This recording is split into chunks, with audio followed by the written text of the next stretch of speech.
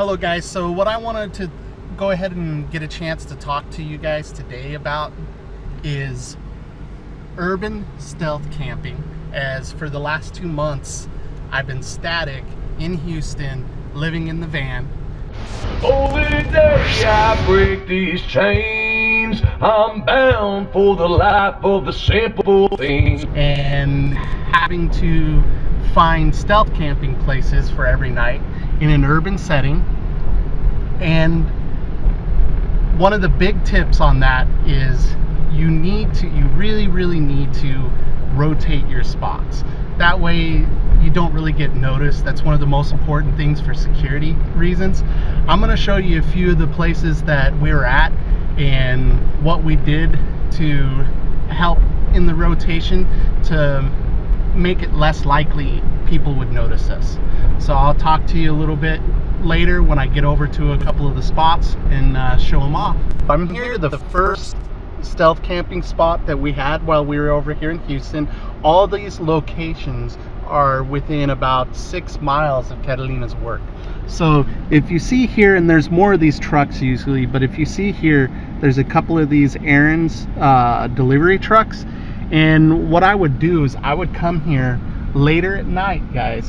All right, you know, we're talking after everything's closed in this strip center, and I happen to find these trucks, right? And so with having found these trucks, it ends up being this great place at night to park in between them, where you don't really get noticed from the street and whatnot, guys. So I was parked in between those. It's funny, a lot of times they leave that gap and I just pull in between them where nobody really notices me from the parking lot. I didn't do it real often, but that was one of the spots that we rotated and never got bothered. Actually, it was one of the quieter spots because it's back in the parking lot a little bit away from a busy road, and then also you have a sound barrier with the truck on each side. So that ended up being pretty good for us. I'm gonna go on to the next spot now, guys. Here we go, guys. So now I'm over at another spot, and I think most people are gonna be really surprised about this one. But if you go and you find like mechanic shops or like maintenance spots, and they tend to have like some parking in the back, like this one does, so that you're not way off obvious and everything. But if you come late and you leave early, which is a good idea in any stealth camping spot, you can stay in these anywhere because your vehicle doesn't look out of place, guys. Vehicles are left at the mechanic shops and at the maintenance places at night all the time. And so with that being the case, it ends up being an awesome place to stealth camp, as long as you're going to be able to pull in kind of late and leave kind of early, guys. So I would say don't get there before 9 o'clock and leave by 8 before the people open. And you can rotate those in any major city. It's pretty cool. Coming up on another stealth camping spot next to apartment complexes can be really good place, and street parking next to apartment complexes, that is. And the reason why those can be good places is simply because there's usually a lot of cars parking overnight, because in a lot of apartment complexes they don't really have enough parking spaces. So I used to live in this apartment complex right here called Mandalay, and I used to stay there. So I happen to know about this section where I know a lot of people park on the side of the road here. There's no sign saying no parking overnight. It was a great spot, and there was all kinds of spots. Now, did use this one quite a bit because another thing, it was extremely close to a 24-hour fitness where we could use the restroom and the showers and work out and whatnot. And it was pretty close to a Starbucks I like to use because it had Google Internet. So, and there's several apartment complexes here, so there's lots of parking to be used, as you see.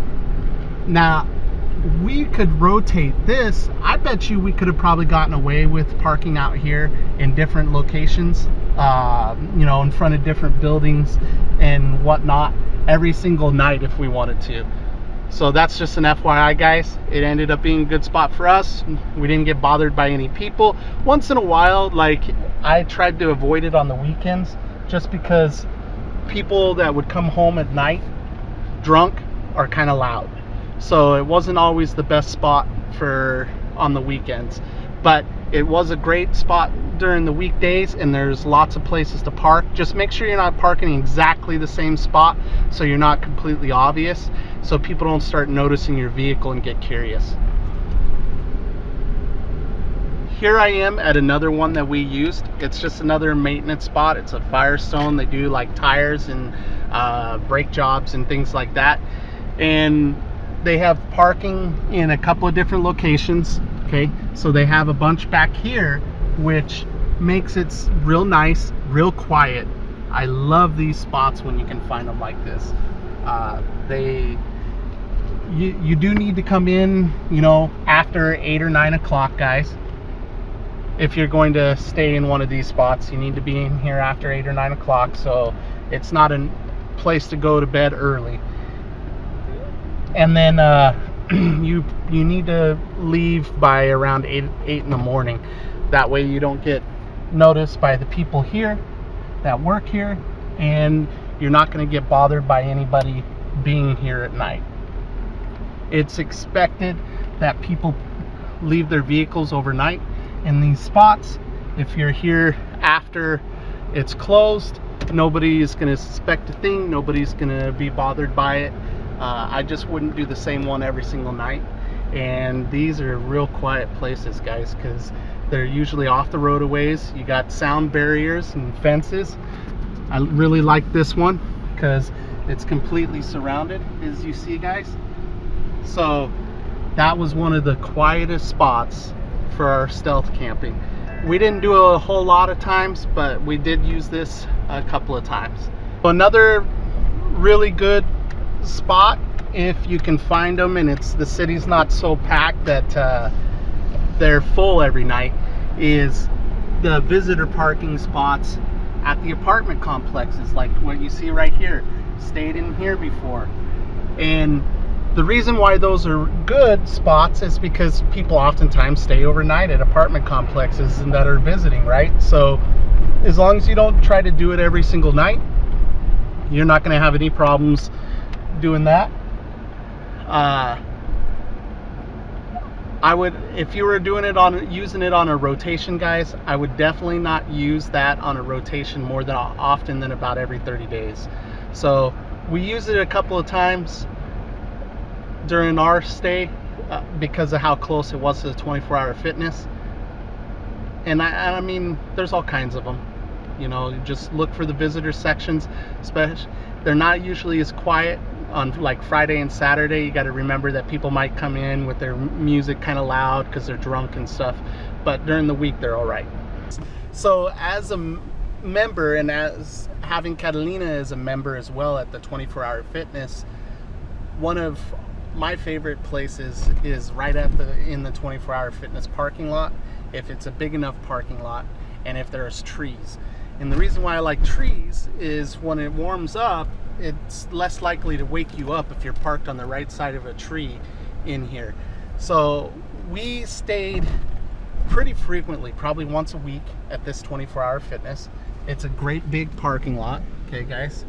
And there are some trees back here towards the back. We got here, you know, 9, 10 o'clock, took a shower and everything, and it starts thinning out here, so it's light at the back.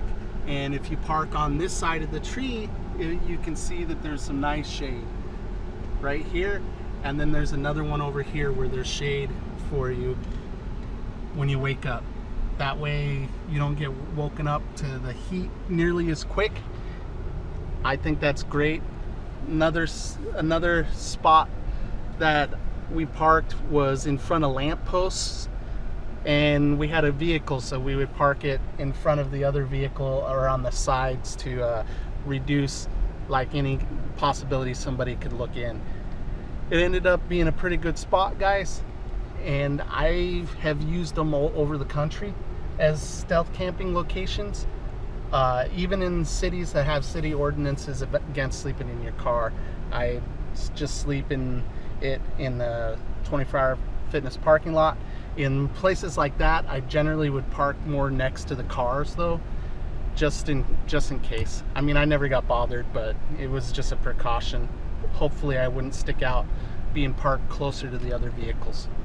The next location here, guys, is a Walmart. Now, we stayed at rotated three different Walmarts, but this one we did once every single week, and it was special because of what was located next to it. So at this Walmart, there's a Lowe's. So Lowe's home improvement stores here, they have Wi-Fi, and the Wi-Fi extends outside of the Lowe's building. And what that let us do, and the reason why we use this one so often, is simply because at night we could come all the way over here to the Walmart, and there's side parking here at the Walmart right next to those bushes, so we could have the front of the vehicle parked right up next to those bushes. And in those parking spaces here, we could get the Wi-Fi from the Lowe's home improvement over here, and it let us watch Netflix together, or you know, just YouTube videos or what have you. And it's not as fast as, say, the Google internet at Starbucks, but it is faster than any of the AT&T hotspots I've ever been at any fast food joint, which then makes it a pretty good option, especially when you can get it at night and you can be in a spot like Walmart that's friendly to us staying there. So that's why I'm really showing that Walmart. I don't think it's any surprise that you can use Walmarts. I think everybody's talked about that. But if you happen to find the ones, and it's not uncommon, there's a lot of cities that have them. Where the Lowe's and the Walmart both are located in the same center, and you can park in the Walmart side and still get the Lowe's Wi-Fi.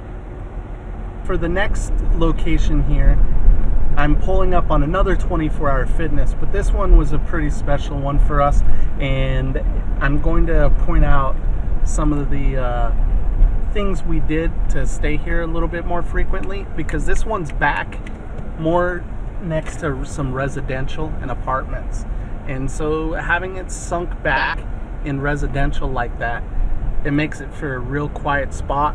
There's lots of trees in this one, which makes it so that you can have some places to keep shade in. And the main reason why I'm showing this one is because I want to point out that we would park over here against that brick structure there with that tree, those trees over it. That would give us cover. We didn't park in the same spot every time we were here. We rotated the parking spots too. So that was one of them that we used. Although there is a guy over here in this blackish gray charcoal SUV here. There's a guy that lives in that, and he lives in this 24-hour fitness constantly, every single day. We'd also park over here facing that grassy area and rotate that on a different day, and then we'd come over to another section of it all the way in the back of this one here as well, underneath trees over here as well, and then all the way around here on the building we would do another location right up against these parking garage here, up against those bushes underneath these trees. So by moving around in the parking lot, we could get away, I think anyways, we can get away with being there more frequently. And the reason why I felt that way is you're less likely to get noticed. Like most people, when they park, if you think about yourself, most of the time when you go somewhere to like a gym or a shopping mall or something, a lot of times you kind of park in the same spot if it's a place that you go on a regular basis. Well, if you're parking in your south camping spot, always in the same section of that parking lot as well, Well, what happens is you can get noticed by those other people because you're there frequently. Where if you rotate, you're less likely to get seen too very often. You're more likely to get missed completely by somebody. So I'm gonna head over to the next one, which is pretty surprising for me. It was a surprisingly good place that I've used in more than one city. We're here at one of the stealth camping spots that was really surprising to me. So I'm at a Starbucks right now, and I'm at a Starbucks that has parking in behind the road, which makes it quieter. Now, I found this spot completely by accident, guys, or at least I found that you could get away with stealth camping at Starbucks is completely by accident. One day I happened to go by a Starbucks after they closed, okay, that I was able to get their Wi-Fi in the parking lot, right? And I fell asleep while I was on my computer, guys. So I woke up the next morning to a bunch of cars zinging around me, and that ended up making me think that maybe I could get away with it. You know, maybe I could get away with stealth camping at the Starbucks, right? Especially if you come, say, an hour or so after the closing time, so the employees have already left, okay? That way nobody really notices you started off being there, okay? And they usually close so late and open so early that I don't think you end up getting a whole lot of people or security or cops. It could be different by different cities, right? Looking for it. So I fell asleep at one on my trip. I can't remember where I was when I just fell asleep. Now, I don't remember what city it was now, but the first time I tried to do it on purpose was at a Starbucks in the Seattle area. In fact, it was in an upper crust neighborhood in Bellevue, and I didn't have any problems, didn't get bothered, okay? I didn't try to do it a second night either, but I didn't have any problems there. Nobody woke me up until the next morning when all the cars started coming in, because it's one of those places that you don't probably want to pick unless you plan on getting up early, because you're going to have people swamped in there by 6:30 in the morning. But you can use them. I used it there. I used another one in Santa Clarita, California, which is a city that has city ordinances against sleeping in your car. And then I used another one in San Diego, and they're really against people sleeping in vehicles and then also in RVs, guys. So they even have laws where you can't even park all the way overnight. There's gaps, you can't park from 2 to 4 or something in the middle of the night, trying to avoid people doing it there in San Diego. But I was able to get away with it at the Starbucks there. Now, I haven't really ever tried repeating it a second night in a row or anything like that, so I'd be careful about that. I wouldn't do it at a Starbucks that you had already hung out at and used for your Wi-Fi and stuff. Since I'm getting ready to leave Houston, that's all the stealth camping spots I have time to show you. Those are the ones I used. They're all within the city limits of Houston, and they were all within 6 miles of where Catalina was working. So it ended up being pretty convenient. They were also all within 5 miles or so of one or the other of the 24-hour fitnesses for getting a shower and so on. I hope you guys find it helpful. I hope maybe it relieves some stress when you guys are landing in a new place looking for somewhere, since I showed you a few different types of places.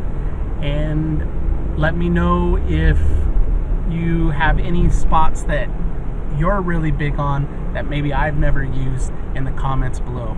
Get out there, guys, connect with people, live your big story, and make sure you're doing something every day to help reduce world suck.